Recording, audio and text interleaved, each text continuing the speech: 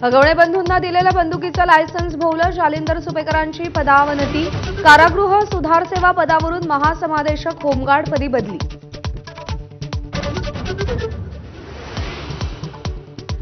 ठाण्याच्या रवी वर्मा हेरगिरी प्रकरणात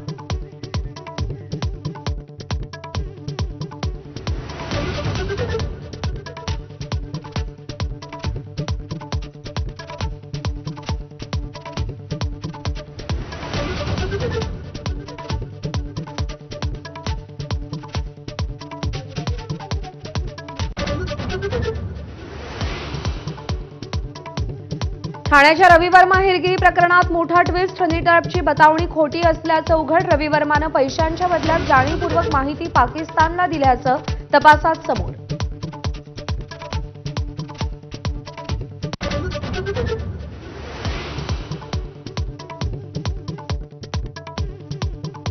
उद्योजक संतोष लड्डा दरोडा प्रकरणात अटक झालेल्यांपैकी एक आरोपी पोलिसांना यापूर्वी हप्ते देत असल्याचं उघड। 2023 मध्ये अंबादास दानवेंनी जाहीर केलेल्या यादीमध्ये आरोपी योगेश हसबेचं नाव होतं।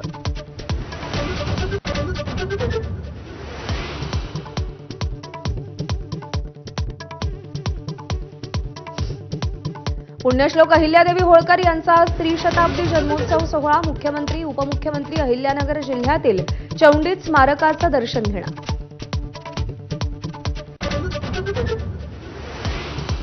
महादेव जानकर यांच्या राष्ट्रीय समाज पक्षाकडून राजधानी दिल्लीमध्ये अहिल्यादेवी होळकर त्रिशताब्दी सोहळा। राहुल गांधी, शरद पवार, अखिलेश यादव यांना निमंत्रण, पवार उपस्थित राहणार नसल्याची माहिती।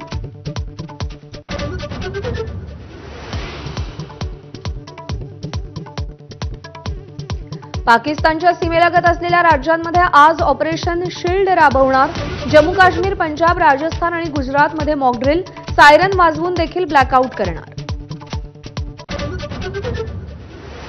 2024च्या पश्चिम बंगाल निवडणुकांसाठी भाजपची तयारी सुरू। अमित शहा आजपासून 2 दिवस पश्चिम बंगालमध्ये। 2 दिवसांपूर्वी पंतप्रधान मोदींनीही अलीपुरद्वार इथं रॅली घेतली होती।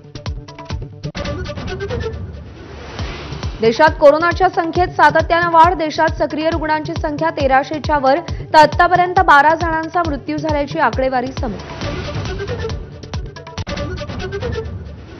बीडला पाणी पुरवठा करणारा बिंदुसरा धरण मे महिन्यातच ओव्हरफ्लो। मध्यरात्री जिल्ह्यात तुफान पाऊस, धरणाच्या दोन्ही सांडव्यावरून पाण्याचा विसर्ग सुरू।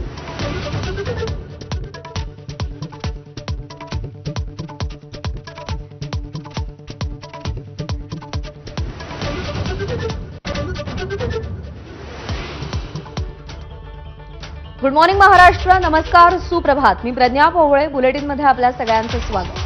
बुलेटिनच्या सुरुवातीला वैष्णवी हगवणे प्रकरणातली या घडीची सगळ्यात मोठी बातमी। वैष्णवीच्या